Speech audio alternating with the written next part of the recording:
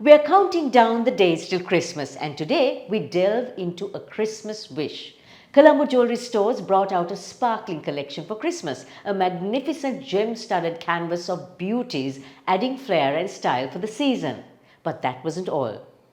The award-winning marine biologist Dr. Asha DeVos joined CJS to launch the Pandas of the Sea limited edition pendant, celebrating the beautiful orcas and urging their conservation. It is just 6 days to Christmas, and here we are with Kaleidoscope, where we are positive, daring, different. On the show today, the Trump effect, giving our youth a step up, and a classic Christmas tale in music. Remember, Kaleidoscope is on YouTube, Facebook, Instagram and LinkedIn. Don't forget to subscribe, follow and like us for more.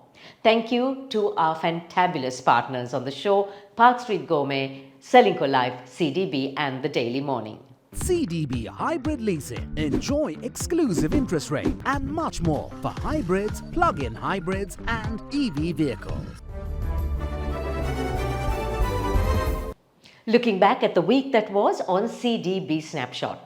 Powered by the industrial sector growing at 10.8%, Sri Lanka's economy grows by 5% in the third quarter. Sri Lanka's Purchasing Managers Index records a value of 53.3 in November for manufacturing and 60.5 for services.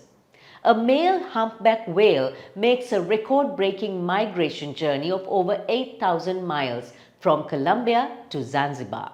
Indian teen Gukesh Dommaraju becomes the youngest ever world chess champion at 18. The biggest coral ever recorded has been found in the Southwest Pacific Ocean and could be over 300 years old. Mysterious googly eyes began appearing in sculptures in the city of Bend in Oregon, to the delight and shock of residents.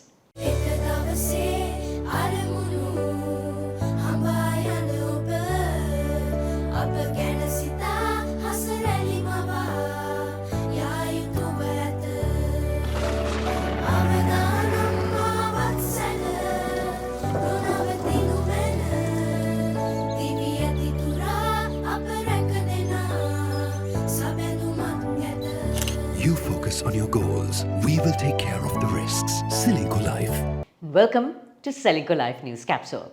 The relationship between the United States and Sri Lanka is 76 years old, and the strength of the relationship is reflected in the fact that US assistance to Sri Lanka has totaled more than $2 billion since 1948, and that since 1979, the US has remained the single largest buyer of Sri Lankan exports. However, it is good to take stock of trade, commerce and social engagement between the two countries as the new Trump administration comes into play. Explaining the scenario is President of the American Chamber of Commerce Sri Lanka, Shirendra Lawrence. What are the US sentiments about Sri Lanka now, given that the new administration is in place here? In the context of the current changes here and from the US perspective, I think if I just touch on three specific areas, I think governance is the first and most important thing. The fact that the new administration here has at least initially indicated that eliminating corruption, good governance and so on is important to them, I think that's a big positive, sort of tick a box there. I think the economic stability that we've seen over recent months has certainly encouraged the US that Sri Lanka is a good option for investment and so on. So I think there's a positive spin on the economic side and economic progress. From a global positioning point, we're seated in a very, very strategic location. So I think if you consider all of these things, I'd look at it as right now it's very positive, and we would hope it remains that way. So what is US trade looking like in this current context, and also the fact that there's the Trump administration coming in? I think the Trump administration, the Republicans in general and Trump in particular, is seen as significantly wanting to reduce international trade, but it's more driven towards China and the significant dependence on the US.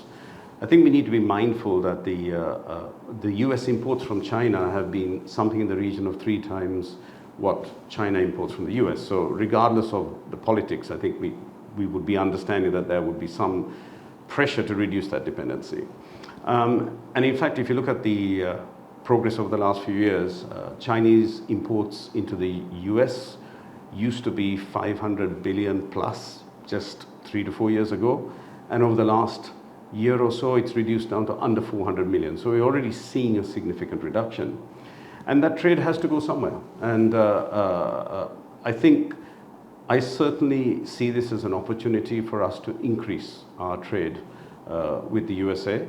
At the end of the day, we only need to pick up a very, very small percentage of that very large number, and it would make a significant improvement in our exports. The TIFA agreement is up for discussion next year, so I think spring, summer of 25, we should see some discussions of that. So we'd hope that there'll be some positives out of that.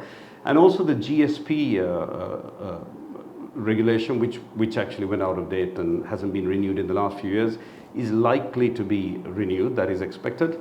And interestingly, it's expected to be retrospective. So it's probable that countries that have benefited, and we have benefited, although some of our exports like apparel didn't benefit from GSP, there were other areas that benefited. So I think that's a positive there as well. Shailendra, given that Trump policies are generally known to be inflationary and that the US is a major exporter for Sri Lanka, what would those policies do for countries like ours? The reason for the inflationary concern or concern on inflation is because of the higher expected tariffs, the fact that deportation of illegal immigrants is likely to happen, and there are a number of other factors. So yes, it's probable or possible that the inflation will go up, and this will then lead to probably a weaker dollar. So I think our concern is what happens as the dollar gets weaker, because there are some advantages, but there could be bigger disadvantages because it will make our products more expensive. I think the key point here is that it'll impact most of our competitors as well. So I think it's something we'll all have to deal with, and since the net effect that the Trump administration will be looking for would be a reduction of imports and encouraging US manufacturing, I think it's something to watch out for, but as I said, I don't think we should be overly concerned. Of course, maybe it's an opportunity for most Sri Lankan companies to look at investing in the US and setting up manufacturing or finishing or whatever in the US. So I think there's pros and cons. It's one to be watched out for. So how does geopolitics and the US role in these impact Sri Lanka? I think if we look at the two other significant nations that we work with, being China and India. In the case of China, obviously the Chinese relationship with the United States is in a rather precarious place. So we need to be mindful of that, and in our relationships with China, perhaps be a little bit more balanced in our approach so that we're not seen to be leaning too far in one direction or another. Indian relationships with the US are in a good place, and we are a great point of access to India. So I think our geo-positioning in relation to India is a big advantage, and we should be looking to watch how these relationships progress and leverage on that.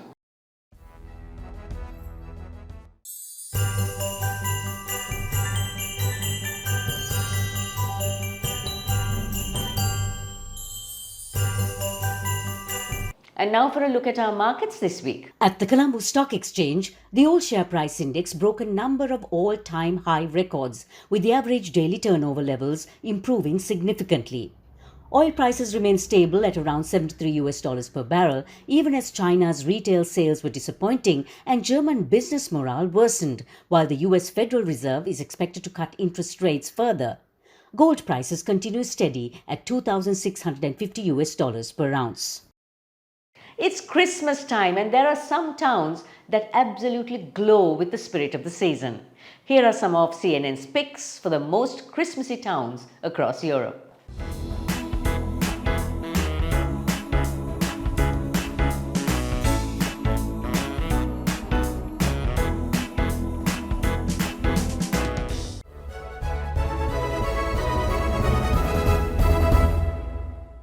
As at 2023, Sri Lanka's youth population was approximately 5.125 million, which is 23.6% of the total population.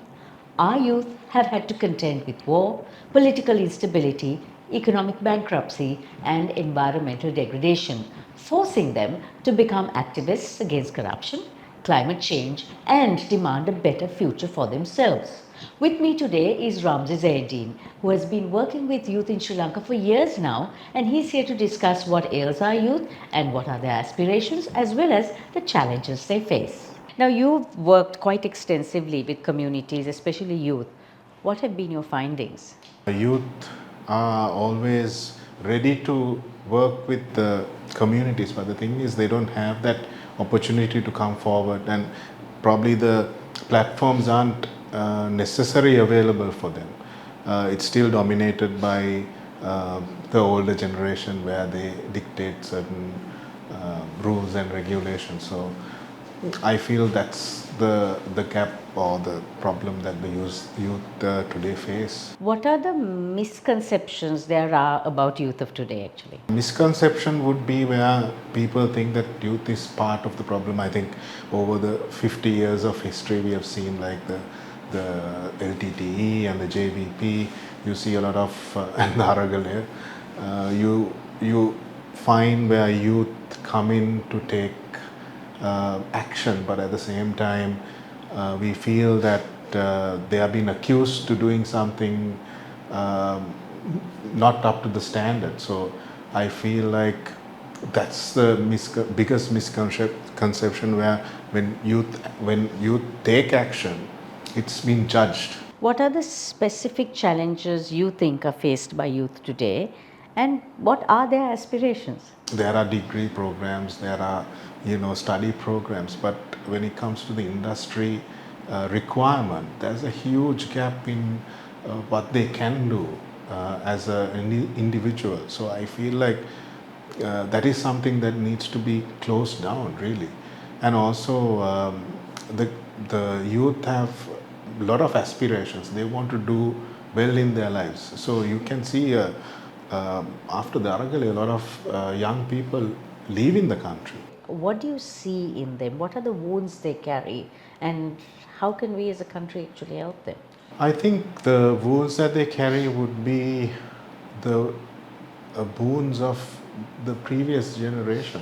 Although we feel like they have enough and more space to communicate, especially with social media, still people can easily be manipulated with the overload or too much of information that it carries.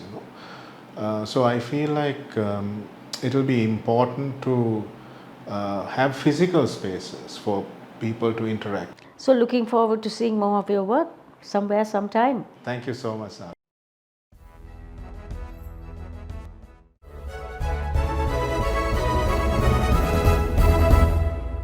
I shall honor Christmas within my heart and keep it within me all year long. The spirits of the past, present, and the future shall live within me always. The endearing and enduring tale of Scrooge and Tiny Tim, wrapped in the true meaning of Christmas, is always a hot favourite at this time. Jehan Aloysius recently treated us to excerpts of A Christmas Carol, a new musical directed by Jehan and performed by a talented cast, who sang and danced their way through this age-old Dickens tale. You will find that I see though I am blind. There's a painting of rainbows in my mind.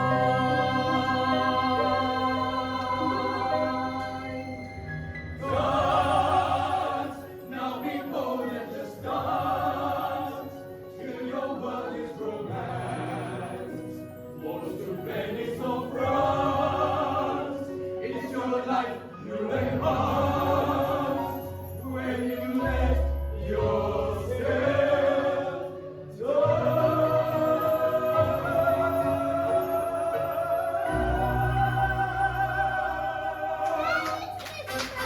And with that very timely preview of A Christmas Carol due to be staged next year, here's wishing you the best season. We'll be back in time for celebrations next week.